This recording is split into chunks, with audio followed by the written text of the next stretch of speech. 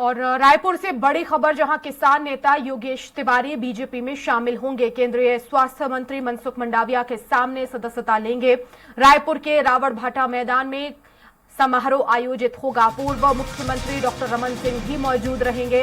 बड़ी संख्या में तिवारी समर्थक भी बीजेपी में शामिल होंगे।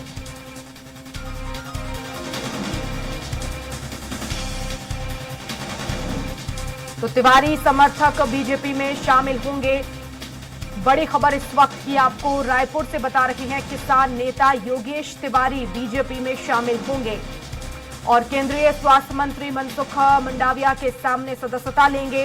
रायपुर के रावण भाटा मैदान में समारोह आयोजित होगा।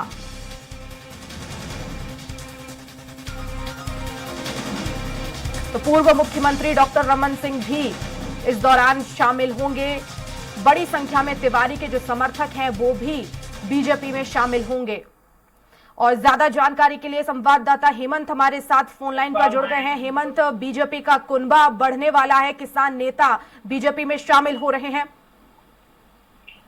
देखिए, बेमेत तरह से काफी सक्रिय है योगेश तिवारी और वहीं से दावेदारी भी कर रहे हैं।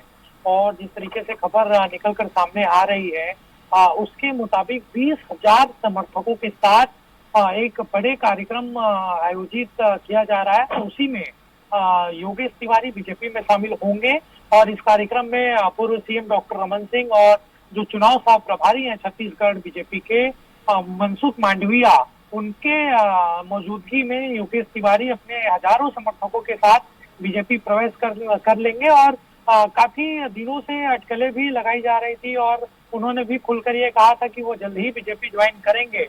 और हालांकि वहां पर स्थानीय नेतृत्व को अगर देखा जाए तो उनका विरोध हो रहा है बीजेपी की तरफ से, लेकिन फिर भी बेमेत तरह से भी दावेदारी कर रहे हैं, जो कि कांग्रेस के वो पूर्व नेता भी रह चुके हैं। और एक समय में जो पूर्व मुख्यमंत्री थे स्वर्गीय अजीत जोगी, उनका राइट हैंड प्रमोद तिवारी को माना जाता है। माफ करिएगा, योगेश तिवारी को माना जाता है। और योगेश तिवारी जब आज शामिल होंगे तो निश्चित तौर पर बीजेपी को वहां पर फायदा होगा, लेकिन वहां पर जो लोकल नेतृत्व है वो वहां पर योगेश तिवारी का विरोध कर रहा है।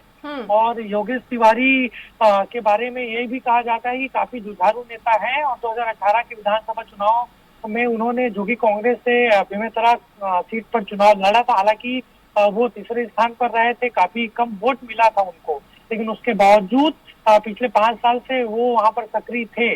तो एक बड़ी कामयाबी एक तरीके से देखा जाए तो बीजेपी को यहाँ पर मिलेगी। हेमंत, लेकिन अपने क्षेत्र में कितनी सक्रियता इनकी देखी गई है?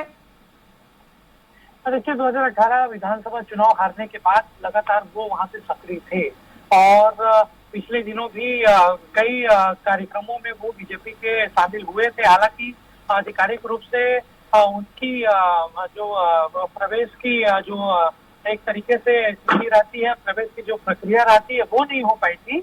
और इसलिए आज प्रमोद तिवारी लगभग 30,000 समर्थकों के साथ विधिवत तौर पर बीजेपी में शामिल हो जाएंगे। बिल्कुल, बहुत शुक्रिया हेमंत तमाम जानकारी के लिए।